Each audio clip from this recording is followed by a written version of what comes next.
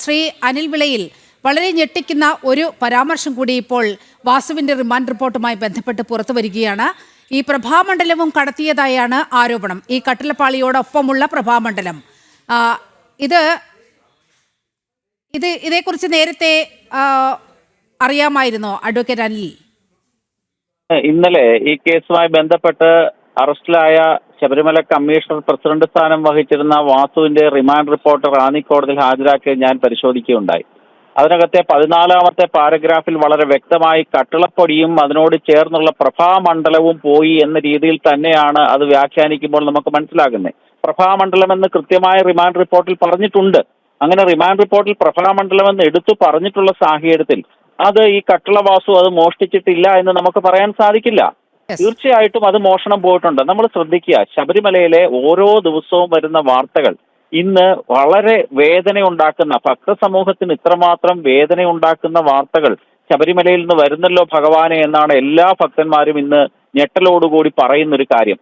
ശബരിമലയിലെ ആദ്യം ദ്വാരപാലകരുടെ, അതിനുശേഷം ദ്വാരപാലകരുടെ തൊട്ട് പിറകിലുള്ള കട്ടിളപ്പടി, അതിനോട് ചേർന്നുള്ള പ്രഭാമണ്ഡലം, അടുത്തത് ഈ ആശങ്കയല്ല യാഥാർത്ഥ്യമാണ്. ശബരിമലയിലെ അയ്യപ്പ ഭഗവാന്റെ തങ്ക വിഗ്രഹത്തിലുള്ളത് ഒറിജിനൽ തങ്കം തന്നെയാണോ എന്ന് ഒരു അനുജ്ഞ വാങ്ങിക്കൊണ്ട്, തന്ത്രിയുടെ അനുജ്ഞ വാങ്ങിക്കൊണ്ട് ഒരു ഫോറൻസിക് പരിശോധന നടത്തണമെന്നാണ് ഈ നാട്ടിലെ എല്ലാ ഭക്തജനങ്ങളും ആഗ്രഹിക്കുന്നത്.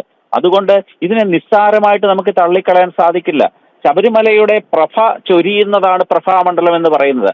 ആ പ്രഭ നശിപ്പിക്കാൻ വേണ്ടിയുള്ള CPM കാപാലികന്മാരായിട്ടുള്ള ഈ കള്ളന്മാരുടെ ആസൂത്രിതമായിട്ടുള്ള മോഷണമാണ് നടന്നിട്ടുള്ളത്.